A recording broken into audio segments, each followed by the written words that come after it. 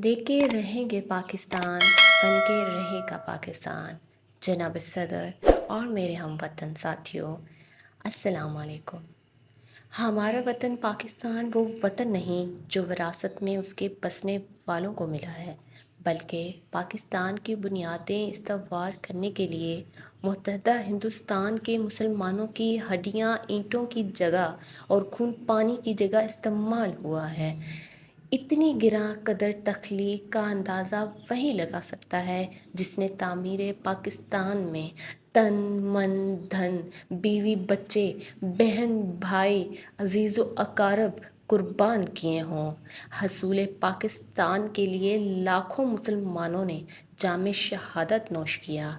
कितनी माँओं के सामने उनके बच्चे कत्ल कर दिए गए, कितने बेबसों के सामने उनके ख़ानदान को मकानों में बंद करके नज़र आतिश कर दिया गया और वो बेचारे दिल पकड़ कर रह गए।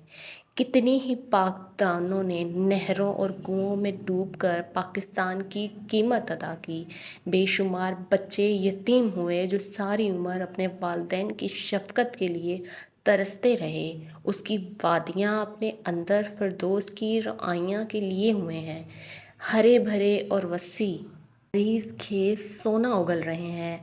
हम ये भी देखते हैं कि हमें हर किस्म की आज़ादी और सामान आसाइश व आराइश मुहैया है, मगर ये कभी ना भूलें कि इसमें सुल्तान टीपू का खून, सर सैयद की निगाह दूरबीन, इकबाल के अफ़कार, कायदे आज़म की जहद मुसलसल और दूसरे अकाबरीन का एसार भी शामिल है। और उनका ऐसा करने का मकसद क्या था? एक आज़ाद और ख़ुद मुख्तियार इस्लामी मुमलकत का हसूल। 14 अगस्त 1947 वो मुबारक दिन था जब मुमलिकत खुदा दाद पाकिस्तान मोरज़ वजूद में आया। मुसलमानों के इत्तफ़ाक़ और कायदे आज़म के खुलूस की वजह से ये अज़ीम सल्तनत वजूद में आई। हिंदुओं ने तरह तरह की मकारियों से पाकिस्तान की मुखालफत की। अंग्रेज़ों ने भी बहुत रुकावटें पैदा की, मगर खुदा का शुक्र है कि पाकिस्तान बन के रहना था और बन कर ही रहा। उस वक्त मुसलमानों का यही नारा था कि लेके रहेंगे पाकिस्तान, बन के रहेगा पाकिस्तान। दुश्मनों ने कायदे आज़म की इस तजवीज़ की तज़हीक में एड़ी चोटी का ज़ोर लगाया, क्योंकि हमारा मुतालबा पाकिस्तान का हसूल हक़ व सदाकत पर मबनी था, और हक़ वो होता है जो अपने आप को मनवा लेता है। हकीकत अपने आप को जल्द या बदेर अगर नहीं मनवा सकती तो हकीकत नहीं होती, और अगर मनवा ले तो ये हकीकत हकीकत होती है। और उसके वजूद व नमूद के सामने दुश्मनों के नापाक अज़ाइम खाक में मिल गए, और आज पाकिस्तान अपनी अज़मत को दुनिया में तस्लीम करवा चुका है। मेरे अज़ीज़ हमवतनों, हमें पाकिस्तान से मोहब्बत है, उसके बानी से अकीदत है, उसके मुसव्वर से दिली लगाव, और उनके मुजाहिदीन के लिए हमारे पास मग़फ़िरत की दुआएं हैं, जिन्होंने उसके लिए कुर्बानियाँ दी, जिन्होंने ताजे बरतानिया के ख़िलाफ़ अपने घर बार कुर्बान कर दिए, अपनी औलाद की परवाह ना की और सलासल व ज़ंदान की सख्तियों को खंदा पेशानी से बर्दाश्त किया। नतीजा ये हुआ कि जब आज़ादी के जज्बे फरावां से तमाम हिंदी मुसलमान सरशार हो गए तो ज़ंदान की दीवारें लर्ज़ गईं, फ़रंगी इस्तेमार सजदा रेज़ हो गया और ग़ुलामी की ज़ंजीरें मोए आतिश कदा बन गईं। जब इस अंगार खाकी में होता ही यकीन पैदा तो कर लेता है ये बालों पर रूह अल्लाह में पैदा। कुदरत ने पाकिस्तान को हर नेमत से नवाजा है।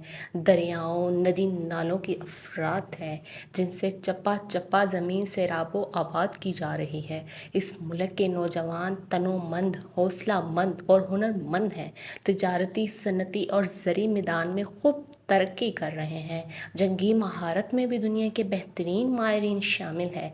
यहाँ पर गेहूँ, कपास, तेल निकालने के बीज और चावल कसरत से होते हैं, जो एक्सपोर्ट भी होते हैं। मादनियात का ज़ख़ीरा भी मौजूद है, मसलन नमक, मिट्टी का तेल, कोयला और सीमेंट बनाने का पत्थर, जिप्सम और ज़मरुद के ज़खायर भी दरियाफ्त हो चुके हैं। मज़ीद तहकीक जारी है। वक्त आएगा जब हम तेल में भी इंशाअल्लाह खुद कफ़ील हो जाएंगे। بین الاقوامی معاملات میں بھی پاکستان بڑھ چڑھ کر حصہ لے رہا ہے، اپنے ہمسایوں سے دوستی کا خواہاں ہے، دوسرے ملکوں سے تجارتی اور ثقافتی تعلقات بڑھائے جا رہے ہیں، اسلامی ممالک سے خاص طور پر معاہدے کیے جا رہے ہیں اور ہر اس ملک سے دستِ تعاون بڑھانے کے لیے تیار ہیں جو امن کے لیے کوشاں ہیں۔ ہم پرامن رہنے کے لیے یقین رکھتے ہیں، مگر اپنی حفاظت کے لیے اپنی قوت کو بھی قائم رکھنا اپنے فرض سمجھتے ہیں۔ الحمدللہ آج پاکستان ایٹمی قوت ہے۔ اللہ تعالیٰ ہر پاکستانی کو اس ملک عزیز سے مزید محبت کی توفیق عطا فرمائے۔